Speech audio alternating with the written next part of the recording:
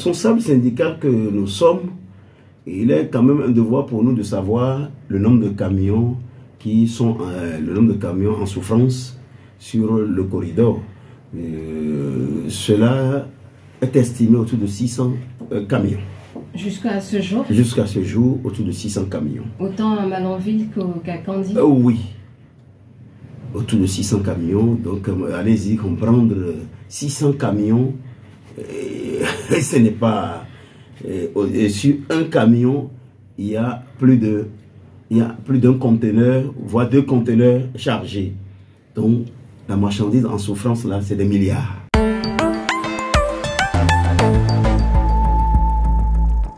Nous avons beaucoup réalisé des travaux sur le port de Cotonou, sur le corridor de transit, le corridor Cotonou-Niamey, également le corridor Cotonou-Ouaga.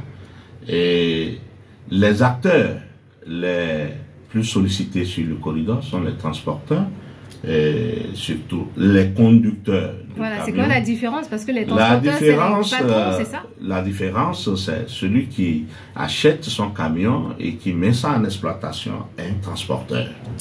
Mais celui qui fait acheminer les marchandises lorsqu'il y a location de fret, qui doit acheminer la marchandise du point d'origine à destination, un conducteur. Donc celui qui est au Mais on peut avoir un conducteur transporteur.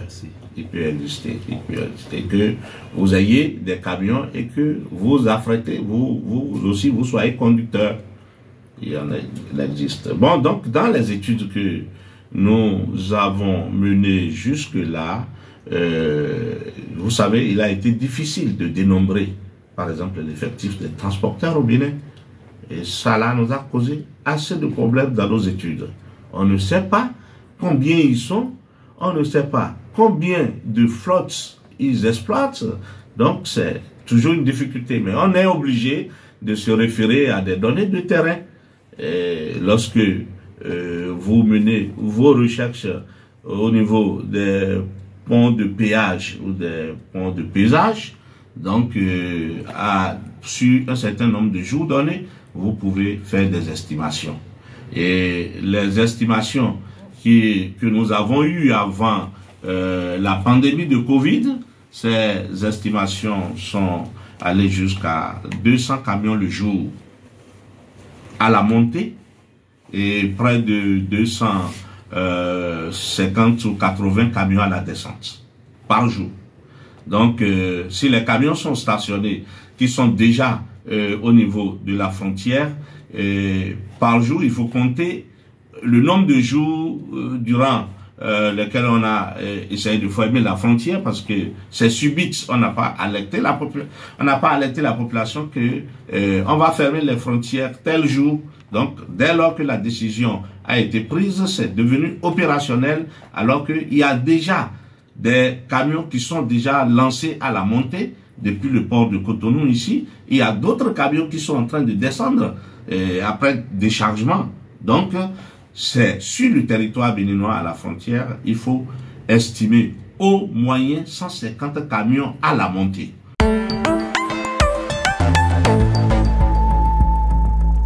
Les impacts négatifs, que cette situation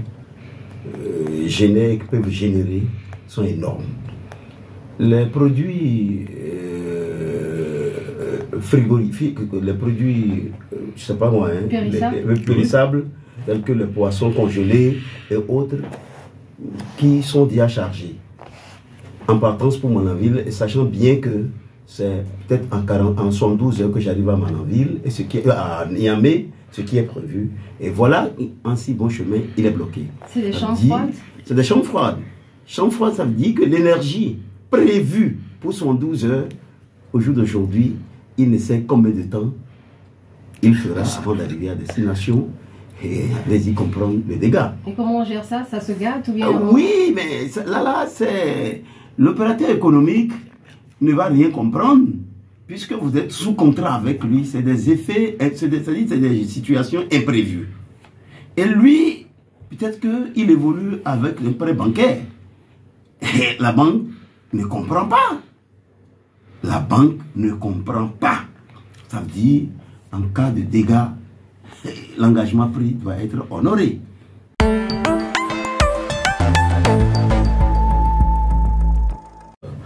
Par le port de Cotonou et de façon globale, et puis la part du Niger sur ce trafic marchandises.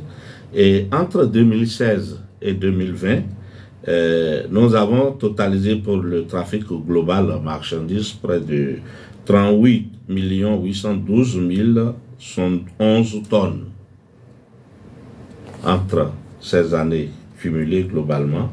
Et le Niger a une part de 15 053 520 tonnes, donc soit un transit de 54,4%.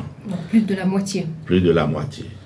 Et lorsque on voit un peu, en 2020, sur ce trafic de 4 852 940 tonnes, bien on a vu que le Niger a près de 13 217 219 192 tonnes. Donc, vous allez voir qu'en ce moment-là, le Niger, la part de son trafic par le port représentait un peu près de 110% de ce trafic-là. Donc, vous voyez, notre corridor n'est pas suffisamment productif.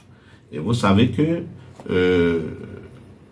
notre port vend à l'extérieur des produits agricoles comme le coton du Bénin prioritairement, le noix d'Anakad, il y a le bois auparavant, et puis l'exportation des fers rouillés, des fers usagés, tout ça. Donc, avec de qualité. Donc, ce trafic-là est compensé par le trafic du Niger à l'exportation. Mais à l'importation, tout le Niger achète pratiquement tout par le port de Cotonou. Ce qui fait que l'importation du Niger pèse dans le trafic portuaire de Cotonou. BIP Radio, la première chaîne d'information en continu du Bénin. BIP Radio, Bénin Info Première. Nous émettons de Cotonou.